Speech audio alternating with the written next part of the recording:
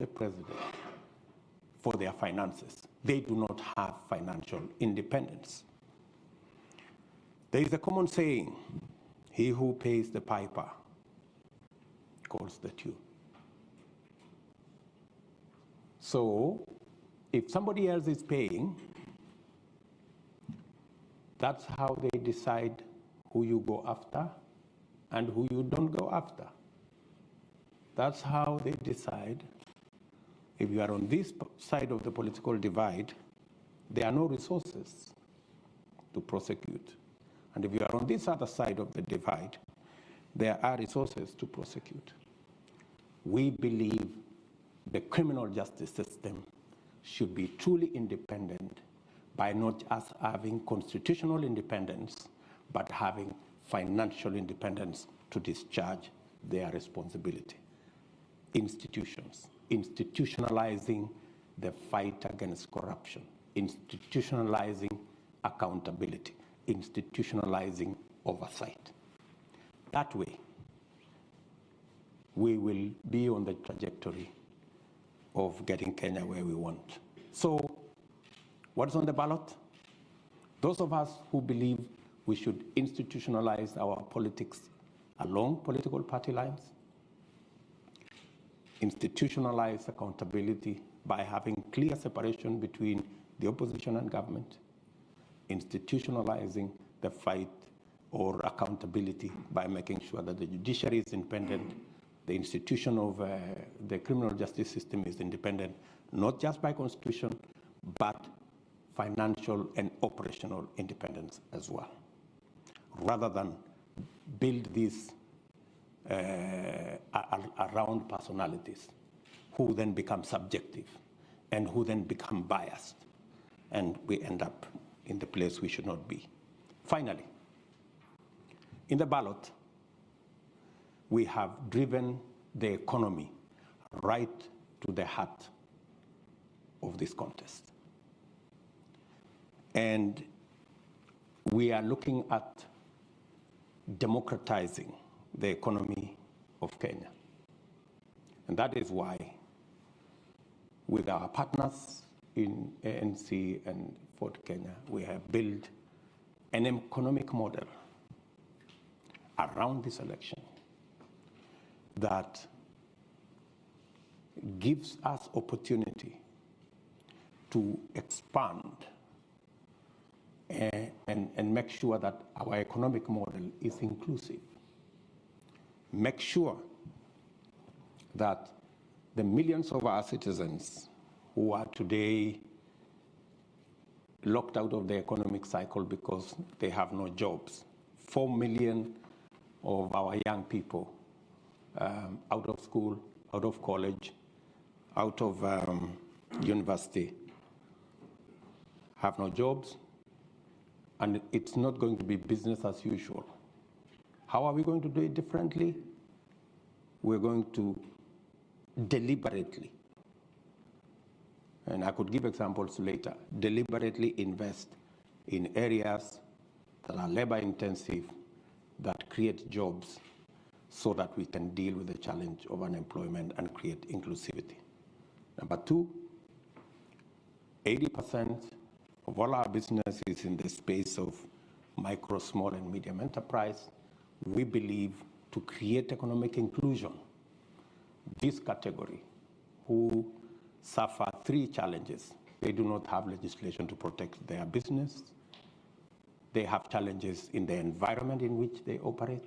And when I say in the environment in which they operate, even huge corporates in Kenya will tell you they have a wall of licenses, 10 licenses, 15 licenses that they have to suffer before they can get their business up and running. And finally, and this is especially for the micro and small enterprises, is the whole challenge of access to credit. It is really the elephant in that space. Let me give you an example. Because of the challenge of access to credit, we have a huge problem of predatory lenders.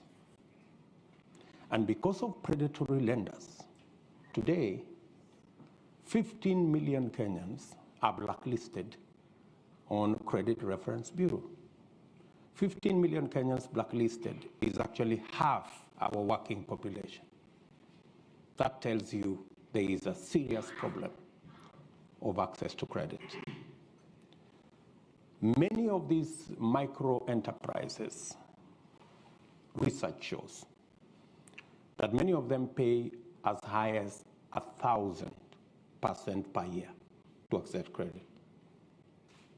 Some 2,000%, while corporates access credit at 10%. The micro and small enterprises access credit all the way to 1,000%. It's reasonably. These are enterprises that end up making $1, $2, maybe $3 on a good day. And with just access to credit, reasonable credit, affordable credit, you can actually increase their income from $2, $3 to $6, $7. You can double their income just by making sure that we access credit. It's a challenge that we have, and it's a challenge we must deal with. Inclusivity again. And this is about the economy. And finally, we have to do something about the biggest sector that drives our economy. 25% of our GDP is contributed to by agriculture. 50% of our GDP, agriculture, plus all the linkages. So it's not possible to discuss the economy of our country without discussing agriculture. And agricultural transformation, right from interventions in seeds, interventions in fertilizer, interventions in market, interventions, getting rid of cartels, dealing with brokers, making sure that we have clear value chains. And if I give you an example, we are, for example, the largest producer of milk in the continent. We produce 5 billion liters of milk. But if you go to see our productivity, it's anywhere between 3 liters or 3 kilos and 4 kilos per cow. Same cow, same farmer, with a little bit of input on a different feed. You can actually take the same cow, same farmer, to 15 liters, 20 liters. You can triple, maybe quadruple their productivity. And we could turn around the fortunes of many in that space of agriculture. We import 180 billion shillings worth of food items into Kenya, when we have a huge farming community that can actually produce. 12 million households in Kenya are in the category that majority end up being net importers of food, yet they are farmers. We need to build the capacity, increase the productivity of these people who are already in the farms so that they can produce enough for them to eat. And with enhanced productivity, they can begin to help us manage the 180 billion import bill by supplying some of it. So that's really the trajectory I would want us to look at. So we have pushed this whole economic discussion into the equation. Our friends on the other side, maybe they will explain to you what I have heard them talk about is the old stories, the things that haven't made a difference in Kenya. And so I consider that, as I conclude, I consider that the people of Kenya have a choice that cannot be clearer. And it will determine whether we go forward as a stable, progressive, democratic, constitutional country, or we regress to what we see part of the world going. Maybe we see what's going on in Ukraine, that people are beginning to roll back democracy, go back to more authoritarianism and that kind of thing. And the people of Kenya, in my opinion, their choices are very clear. They will choose wisely, and they will choose the next government that they know can deliver prosperity going into the future and overcome their challenges. Thank you very much.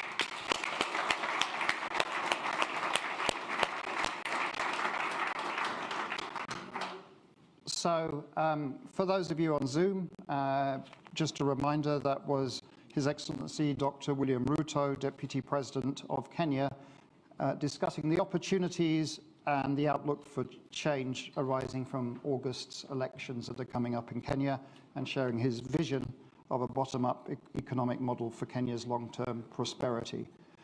Just a reminder to everybody in this room that this event is the first of a series of events that we're organising at Chatham House on Kenya's 2022 elections and political developments. And next week, we will be advertising shortly. Raila Odinga will be speaking here also. So, if you want to ask questions, we're going to do this two ways. One is there's roving microphones in the room, and I'll start off that way. But we're also, via Zoom, receiving questions from all over the world. So if you want to ask a question and you're on Zoom, please use your Q&A box function to indicate that.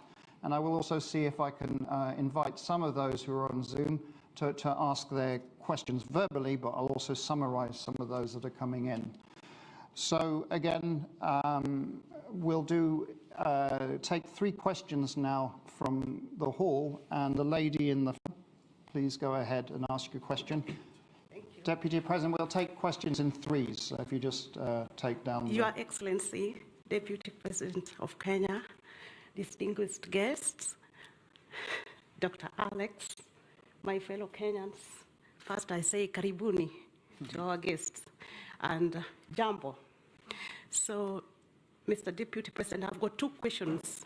First of all, let me just say, my name is Rosemary Adigor, and I'm the PR and Marketing Director for Azimio UK chapter. So I've got 2 questions for you.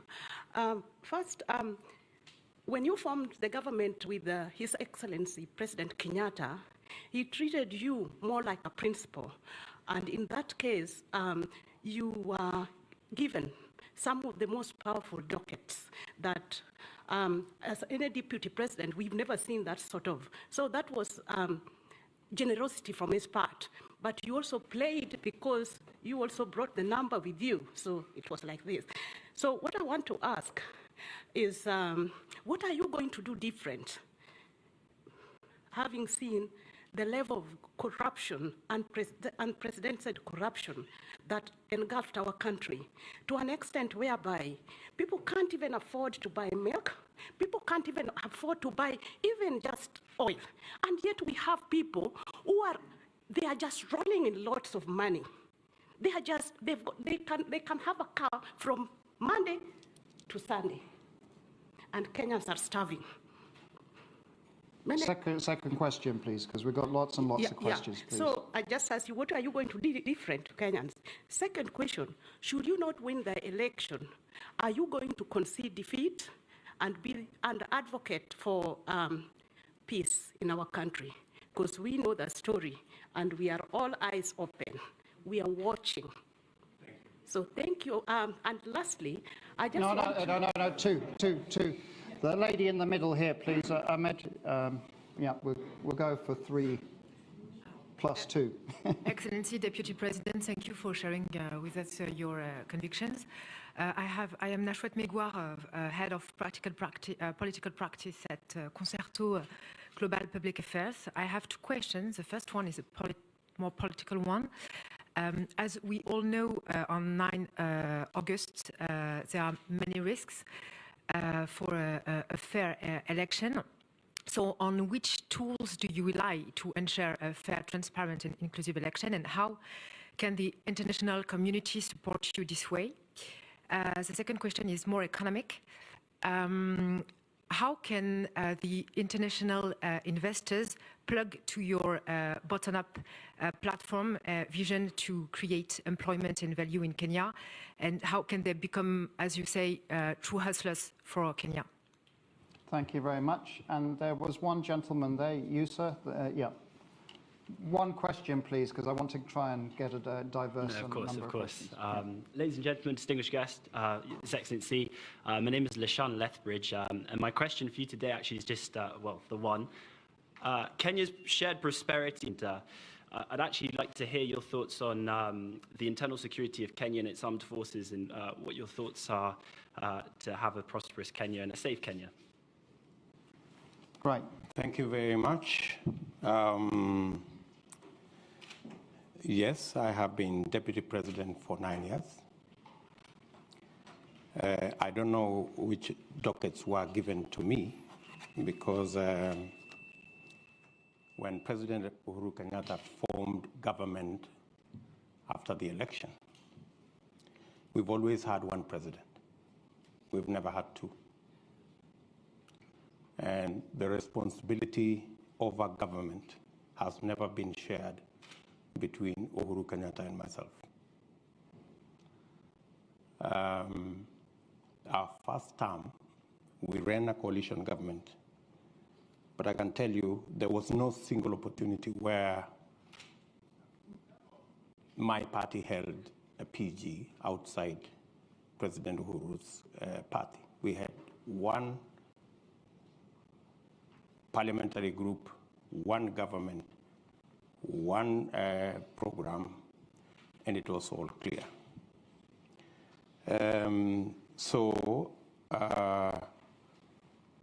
There were no dockets that were given to me. I didn't appoint no minister anywhere. Everybody was appointed by the President of Kenya.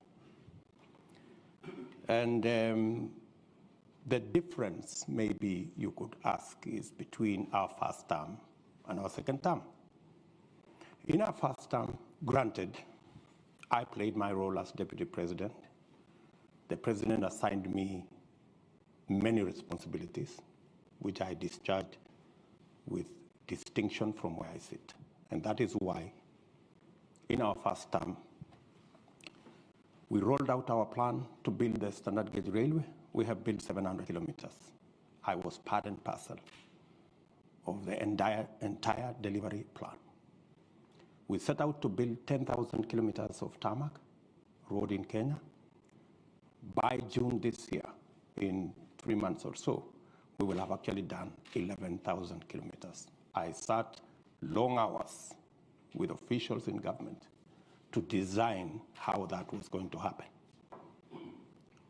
Same case to our TVET program. Same case to all the other programs that we delivered on our first term. And to demonstrate our success, we were re-elected in our second term with twice the margin we had been elected in 2013, clearly demonstrating that the people of Kenya were happy with our delivery. Unfortunately, in our second term, because of the political dynamics that came into play, the president told me that he wanted to do things differently. And he didn't want what had become normal in Kenya, that this was Ruto. He wanted a Uhuru. And I had a discussion, a candid discussion with him. And when he told me that's what he wanted, and he wanted to run this government because he wanted his legacy alone as the fourth president of the Republic of Kenya, I was not fussy about it, because he decided that whatever I did in the first term to coordinate the government programs, work on assignments that would consolidate our plan, he decided that he wanted somebody else to do it. And I didn't complain. So executive Order number 1 came into force, establishing a different arrangement in government. And I had no quarrel with it, because that's how the president wanted to deliver on his second term. Unfortunately, the people who the president maybe gave that responsibility failed him, because the whole Big Four plan fell apart. The housing plan never took off. The universal health coverage never took off. The whole space on agricultural transformation faltered. And we didn't see any of that plan. In fact, at some point, it forced the president to change the plan. So we went away from the original plan of Big Four. We ended up with another plan called BBI, changing the constitution, working on all the rest of it, which unfortunately again went up in smoke, because it was do things differently. If we had done things the way we had done in our first term, making sure there are clear lines between the opposition and government, so that government can be held to account, so that the opposition can play its role, so that instead of the opposition being lackeys and being brokers and being the ones organizing cartels in government and participating in corruption, they should be providing oversight. You're correct. You know, Kenya is in a worse place today. There is no oversight. The fellows who are supposed to provide oversight in the opposition are the ones driving the scandals, from KEMSA to all these. They are the ones participating in the troubles. Coming to my grand lady here. Yes, there are people who are skeptical about whether we will have free, fair elections, and especially peaceful elections. The point of elections being violent for the last 3 elections has largely been the refusal by participants of the election to accept the outcome of the election. That has been the point of departure. I can say with a lot of confidence that the last 2 elections did not have tribal anglings. We largely ran 2 formations, one in NASA, one in Jubilee, that largely represented the face of Kenya on both sides. The only challenge that came is when our competitors refused to accept the outcome of the election, organized demonstrations, swore themselves in, did all manner of things, and drove the country into violence. The undertaking I give as a candidate, and I have done it publicly, is that William Ruto will accept the outcome of the election whichever way it goes.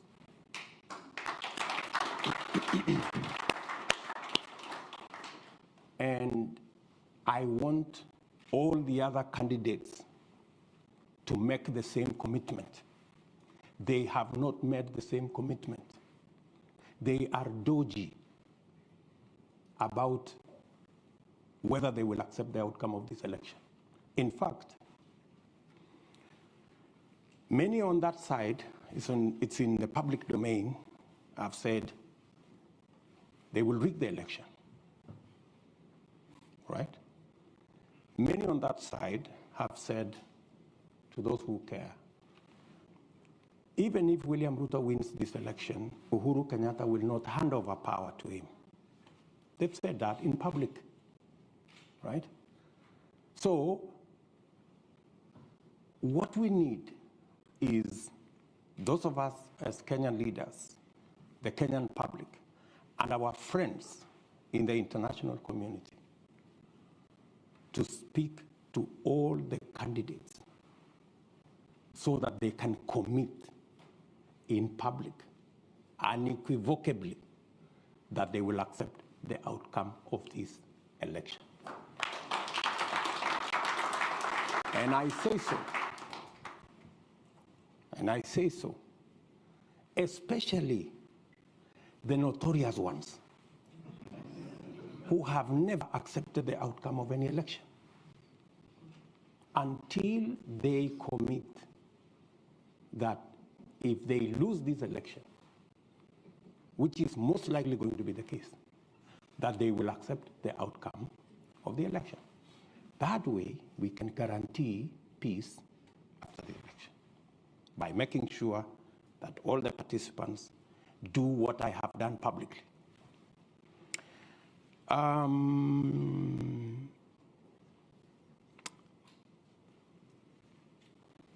The gentleman has talked about the whole security situation.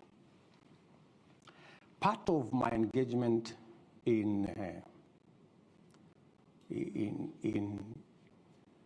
let me reframe it first. Addressing ourselves to the inclusive economic model goes a long way in managing the security situation within our country, because many of times the contestations and the conflicts are around resource sharing. The sooner we address ourselves, increase the possibility of our pastoralists, make sure that we enable our pastoralists, enhance their productivity, enhance the productivity of our farming communities, build resilience, and make sure that we're using the inclusive economic model. We carry everybody along. We will pacify the country within. And working with our development, with our international partners. And this is the discussion I was having with the State Department. And hopefully I will have that statement with the Minister for Defense and the Minister for Africa tomorrow here in the UK, is on how we can build on the partnership that exists at the moment to deal with violent extremism and to deal with the challenge of terrorism and to deal with the issues that are cross-border, how we can build that alliance around AMISOM, around the partnership we have to secure not just Kenya, but to secure the region so that we can make it available for investors and for partners to work with us in the progress of our country.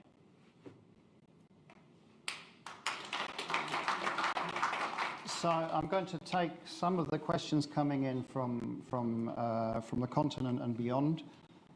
So be patient, please. We've got way too many questions here to deal with in the short time we have, but I will also overrun 10 minutes today, and I will overrun next week by 10 minutes also, so we have equity. So first of all, we've got Mutone Mwajere from Nairobi. If we can, if you'd like to ask your question live, please go ahead. Mutone. Are you there? Hi, this is Mavani. Yeah, I'm here. Can you hear me? Yeah, please go ahead. We can hear you. This is Mavani Wanyaki. I had several questions, but I will respect Alex and ask one. How do you reconcile your stance as a defender of the Constitution today with the fact that you mobilized the no vote in the constitutional referendum of 2010? Thank you. Thank you, Mutoni. We also have a program here called our Common Futures Conversations. And so our next two questions will be from young members of that project. For your information, Deputy President, the Common Futures Conversations project at Chatham House is a centenary initiative. We celebrated our centenary in 2019 that uses a bespoke online platform to provide space for young people in Africa and Europe to share perspectives on key global issues and engage in policy makers.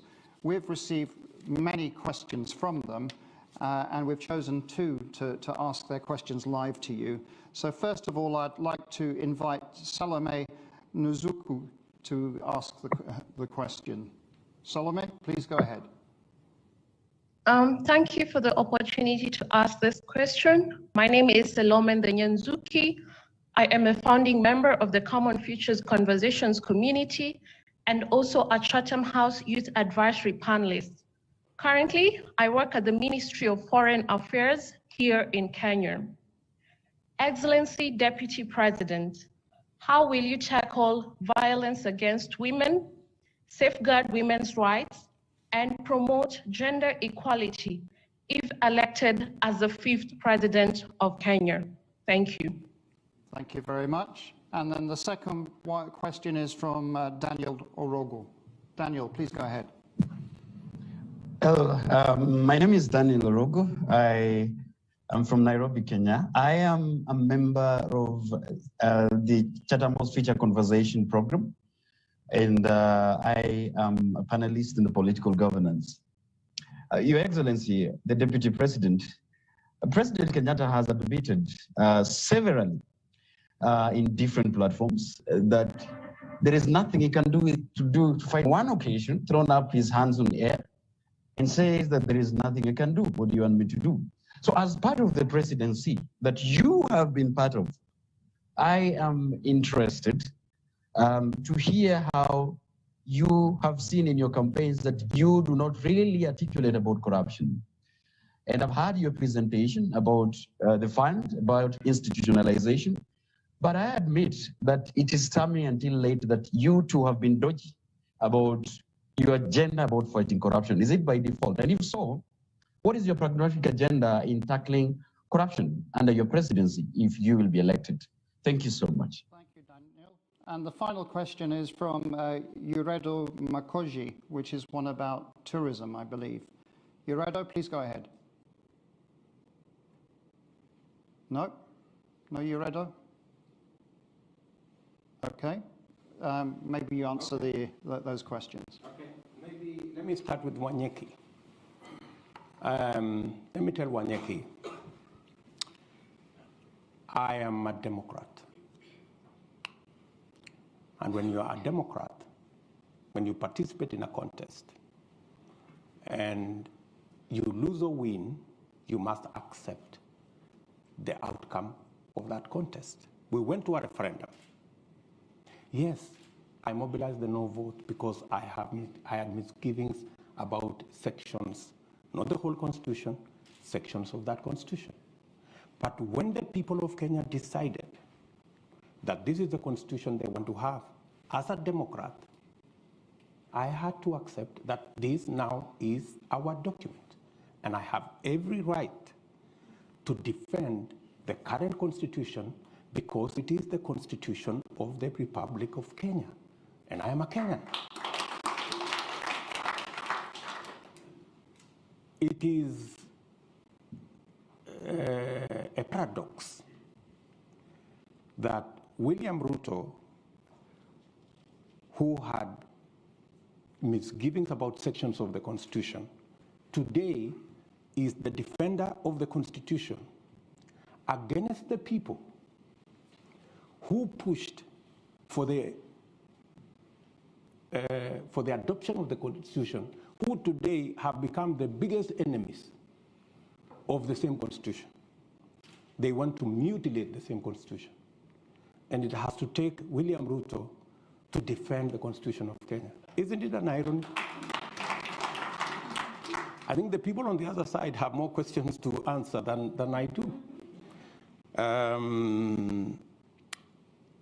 Salome. I quite agree with Salome that we must be even. We are the losers when we exclude women from the leadership of our nation. We have seen the value of women leaders. We have seen the contributions that they make. I have nominated no less than 4 women who have gone ahead to win elections because they've been given a chance. to serve. So the more we provide opportunity for women to participate in leadership, the better for everybody. And that's why, even in the BBI process, I was against getting women from elected positions, of people, their friends, their relatives, their girlfriends, and all the rest of it. We must continuously provide a platform for women to be elected, for them to participate in elective politics. What are we doing? As a party, for every elective post, women pay for nominations half what men pay, as a rule. Number two, we have made it absolutely clear, it is in the rules of our party that any violence is an automatic ticket to disqualification, especially violence against women. So violence is a no-go zone in our party. Violence against women has the severest consequences because we need to provide the opportunity for women to participate in the leadership of our nation. And going forward, we will support the affirmative action components that ensures that representation progressively until we have parity on matters to do with gender becomes part of our equation until we get everybody the opportunity to be elected. David, I don't remember what David was asking. Can you remind me, David? Corruption. Yes, good. David was asking about the subject of corruption. And precisely, he's captured it very well, that there are so many people who pontificate about the fight against corruption. He said, President Kenyatta at some point said there was nothing he could do. I think that's a question he needs to direct to President Kenyatta. I would not throw up my hands that I have nothing to do. I have something to do. I need to get the criminal justice system to have its own financial independence, give them the capacity, the software, the human capital, the hardware to deal with corruption.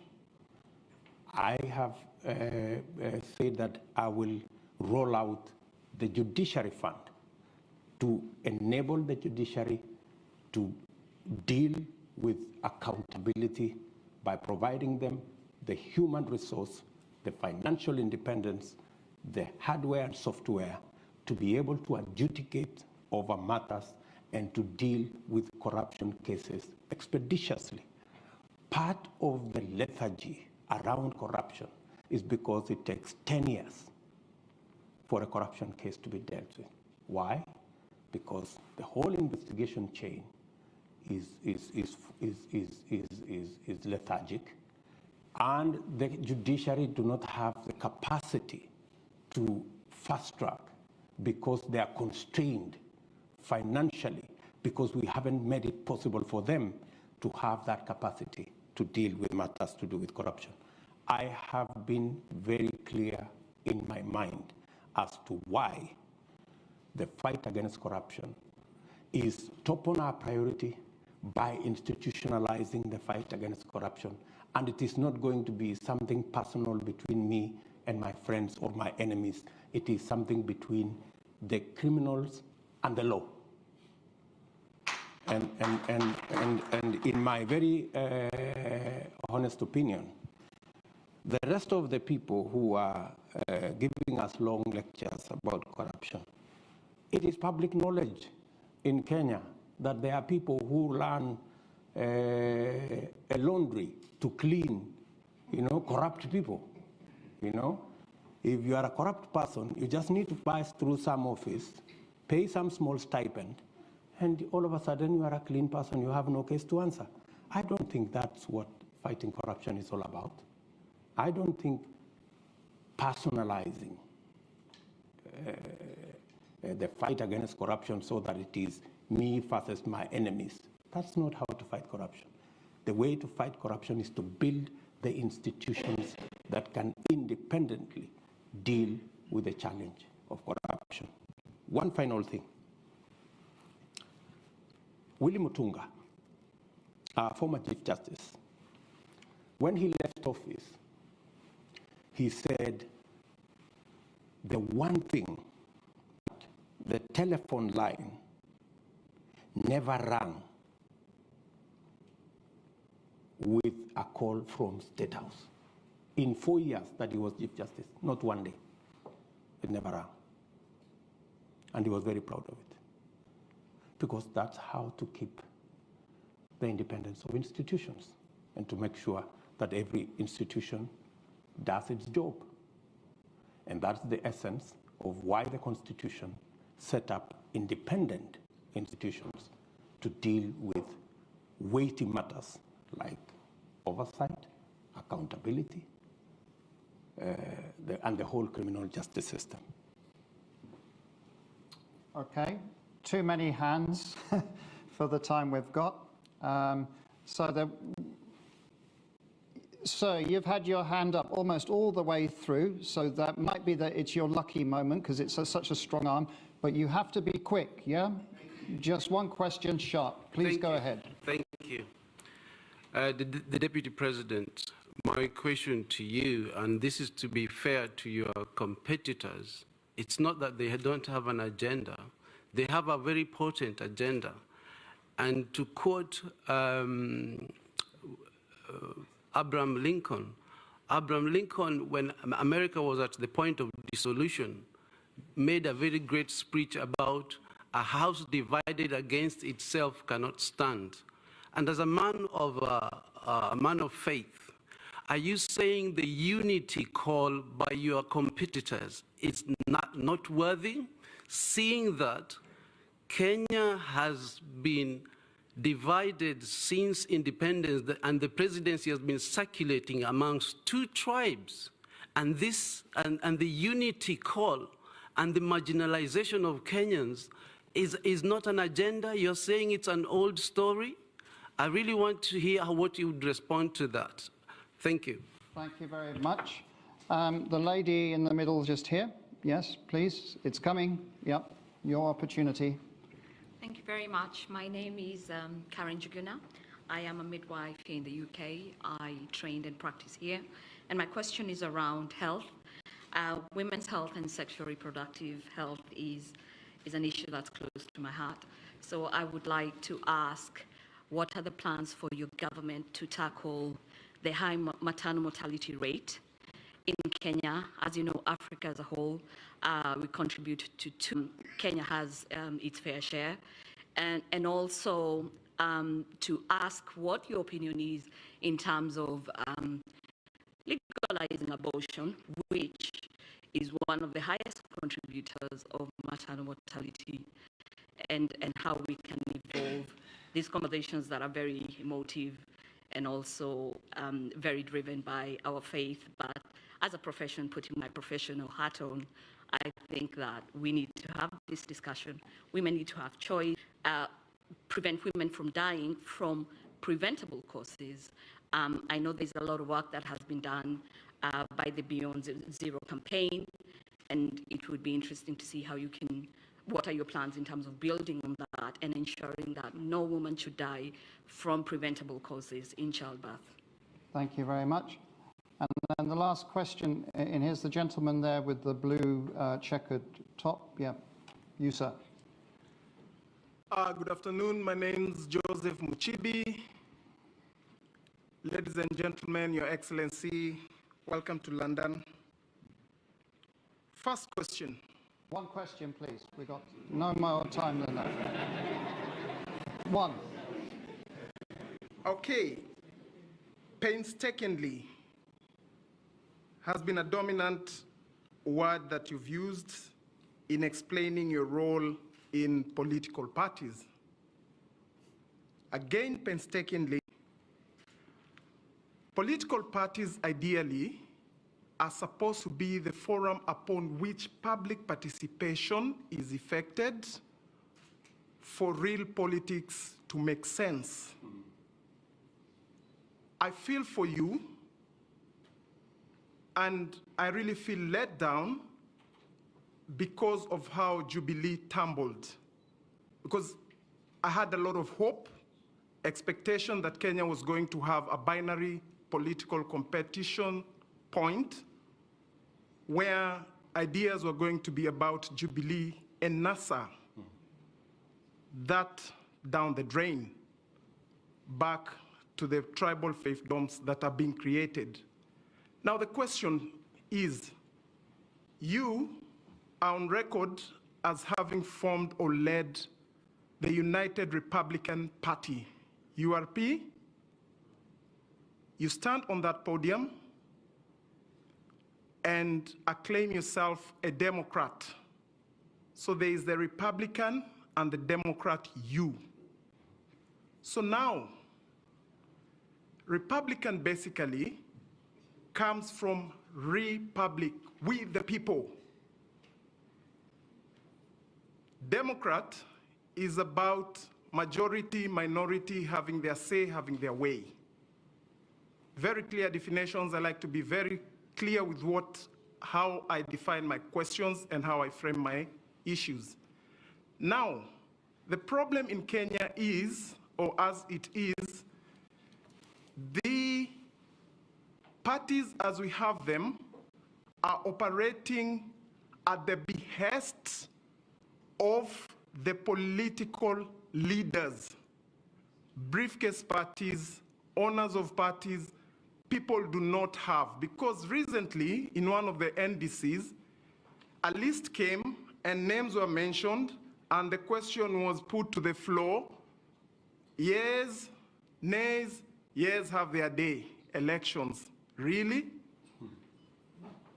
So now what commitment do we have from you that the party you're forming, the UDA, will be about elections and not people serving at your behest?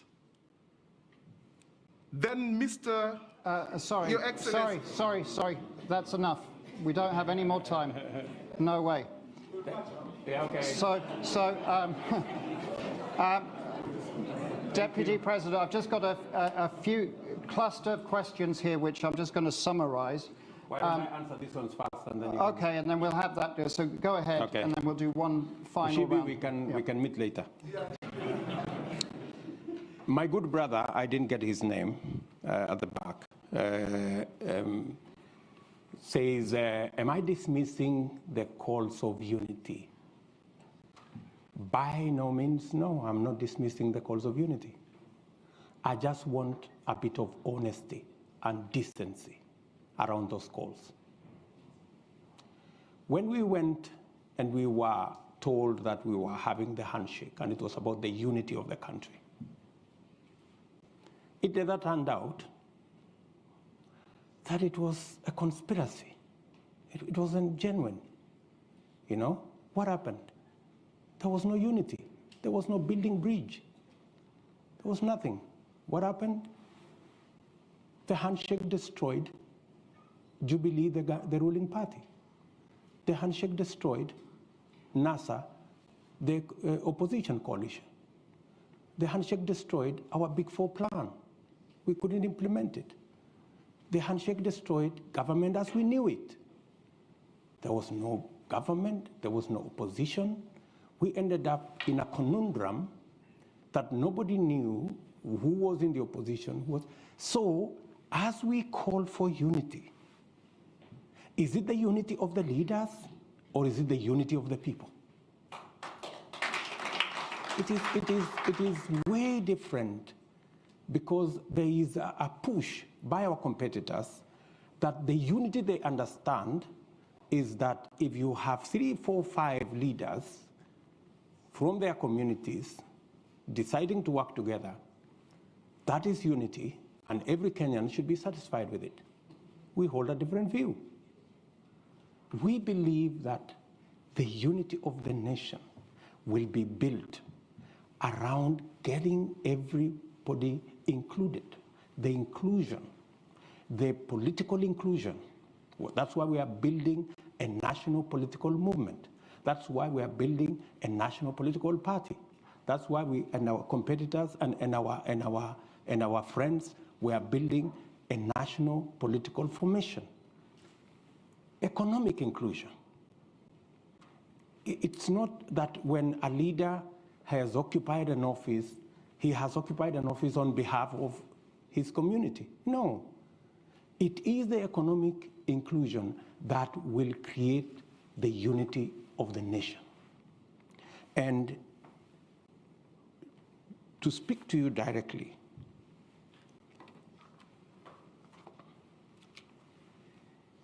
if you want to tell us today that you want us to believe you, that you are genuine about the unity of the country, you know? And you have just come from your commitment. You said, this is my commitment, this is my word as a leader. You've walked away from it. In fact, I consider the so-called unity, you know, people running away from their commitments, people running away from what they have committed to other leaders. And if you can lie, if you can cheat, if you can betray a fellow leader, what will you do to the people of Kenya? Huh? So, I mean, really, we have to be honest about this thing, you know, and that's we must speak candidly as Kenyans to these issues. Let's not gloss over big words, or, you know, unity of the country, second liberation, Mandela moment. No, I'm sorry. Issues that bring people together.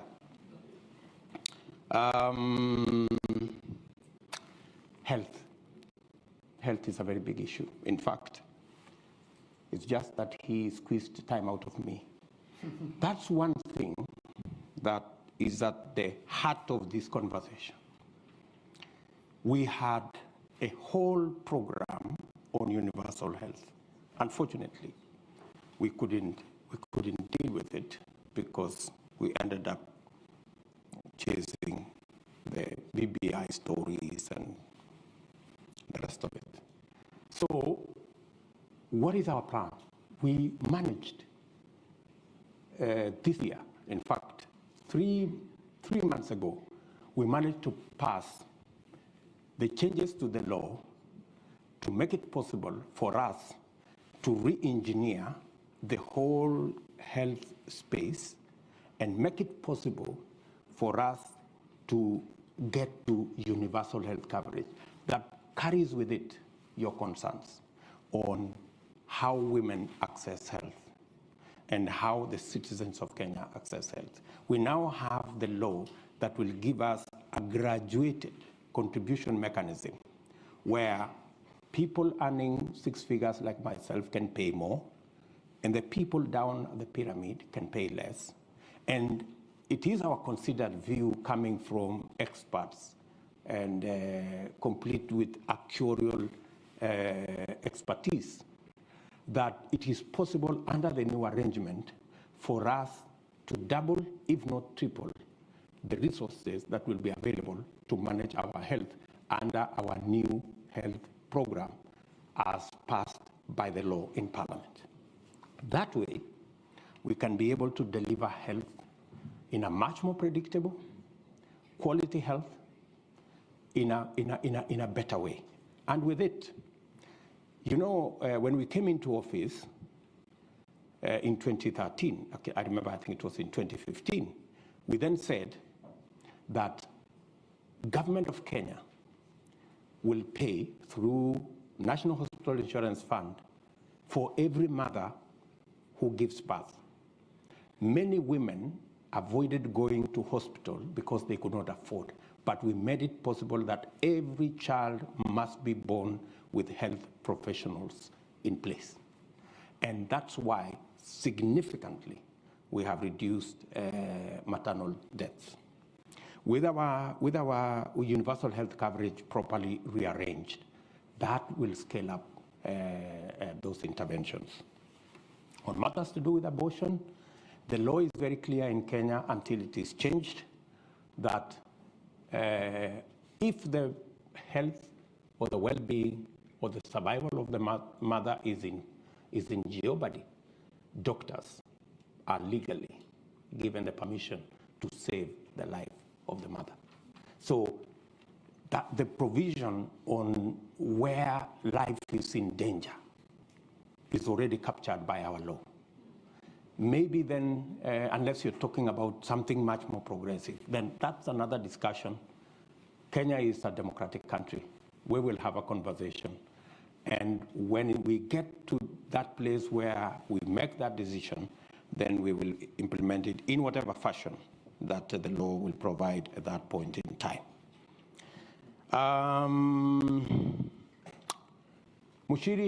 Mushibi, sorry. Yeah. On what guarantees do we have to make sure that we are not transiting from this party and the parties are not democratic and that kind of thing. I am the biggest loser when it came to the collapse of Jubilee. That passion in you. I had invested a lot of emotion, a lot of effort in building the Jubilee Party. Unfortunately, we tried. The members of my team who are sitting here, who are members of Jubilee, know that I was the last person to accept that we move out of Jubilee. I was the last person. They are here, they are seated in this table. I was the last person. Everybody else had come to the conclusion that Jubilee cannot be saved. We have to get out because this Jubilee has been taken hostage by people who did not want us to have a platform to be able to prosecute a national agenda. And when there was no option, we left. But the flip side is that we ended up with a much more popular party than Jubilee. We ended up with people even who were not in Jubilee joining us. Some of them from other political parties, some of them even from ODM. We even have members of ODM who are sitting in this audience today who have joined us in UDA. So that's what it is. So I quite, the same way you sympathize with me, I also sympathize with you because I could see you are a great believer in that party. We don't have any more time for questions from the audience. This is the Royal Institute of International Affairs. So there are two questions that I've got from Joel Keefe and also from Amitav. One is, if you're president, what's your position on the East African community? How are you going to get unity on it? And do you have a vision for common currency? And the second question was about what's going on in Ethiopia. How worried are you for Kenya? Those are the two questions.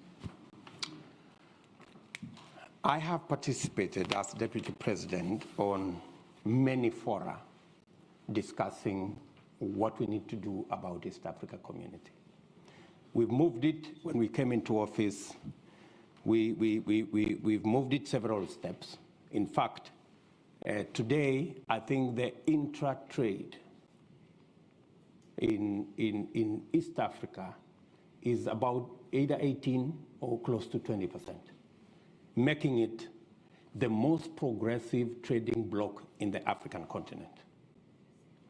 We have provided the leadership for that to happen, eliminated barriers, requirements for people can now cross borders in East Africa using IDs.